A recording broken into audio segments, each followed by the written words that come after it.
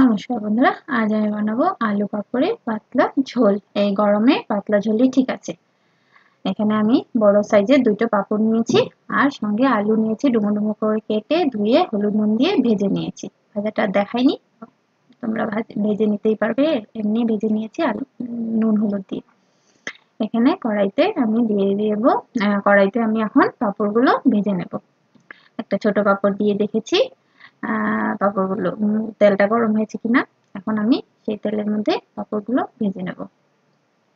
চাইলে পাঁপড়টা সেকেও দিতে পারো, কিন্তু সেকে দিলে খেতে টেস্ট লাগবে না, তাই আমি পাঁপড়টা ভেজে দিচ্ছি। এখানে সম্বারের জন্য নিয়েছি কালো জিরে আর শুকনো লঙ্কা। শুকনো লঙ্কা আধা টুকরো নিয়েছি, বেশি ঝাল হয়ে যাবে, তাই তোমরা চাইলে একটু বেশি করেই দিতে পারো যদি বেশি ঝাল খেতে চাও। এখানে আমি কোনো বেশি মশলা ব্যবহার করব না, অনেকই কম মশলায় পাতলা একটা ঝোল করব আলু পাঁপড়ে। তোমরা এইভাবে বানিয়ে খেয়ে দেখবে, অনেক দারুণ লাগবে। এই গরমে পাতলা ঝোলই ভালো লাগবে। এখানে জিরে গুঁড়ো, হলুদ গুঁড়ো আর লঙ্কার গুঁড়ো দিয়ে আমি একটু গরম জল দিয়ে মশলাটা ভিজিয়ে রাখবো যতক্ষণে আলুটা ভাজা হচ্ছে তত সময়। আর আলুটা তো আমি আগে ভেজেই রেখেছি,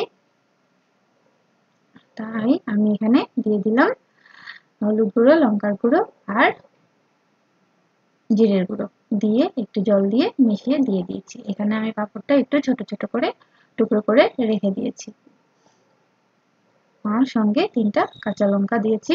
তোমরা চাইলে বেশি ঝাল খেলে বেশি মরিচ ব্যবহার করতেই পারো। আমি বেশি ঝাল খেতে পছন্দ করি না, তাই একটু ঝালটা কমিয়ে দিই। এখানে আমি মশলাটাকে কষিয়ে নেব। মশলাটা কষানো হয়ে গেলে এখানে পরিমাণ মতো জল দিয়ে দেবো। পরিমাণ মতো জল দিয়ে একটু ভালো মতো জলটাকে ফুটতে দিতে হবে। আর জলটা একটু পরিমাণ বেশি দিতে হবে, কারণ পাঁপড়টা দেওয়ার পরে জলটা অনেকটা শুকিয়ে যাবে, পাঁপড়টা জল অনেক টেনে নেবে। দেখো এখানে পাঁপড় আমি আলু দেখিয়ে দিচ্ছি, আলুটা সেদ্ধ হয়ে গেছে। এখানে আমি স্বাদ অনুযায়ী নুন দিয়ে দিলাম, আর সঙ্গে দিয়ে দিলাম একটু চিনি। আর এখানে দিয়ে দেবো একদমই কম আধা চামচ মতো গরম মশলার গুঁড়ো। বেশি দেব না মশলা, অনেকে কম মশলায় পাঁপড় আলুর পাতলা ঝোল রেডি হয়ে গেছে। পাঁপড়টা দিয়ে অল্প সময় ফুটিয়ে নিয়ে নামিয়ে নিলে হয়ে গেল পাঁপড় আলুর পাতলা ঝোল। তোমরা এভাবে বানিয়ে খেয়ে দেখবে, অনেক দারুণ লাগবে। আমি জানি নিশ্চয়ই দারুণ লাগবে তোমাদের। আর আমাকে কমেন্ট করে জানাবে তোমাদের কেমন লাগলো। আর আমার ভিডিও ভালো লাগলে লাইক শেয়ার করবে, আর আমার চ্যানেলটাকে প্লিজ সাবস্ক্রাইব করে দিও। Thank you, tata, bye bye বন্ধুরা।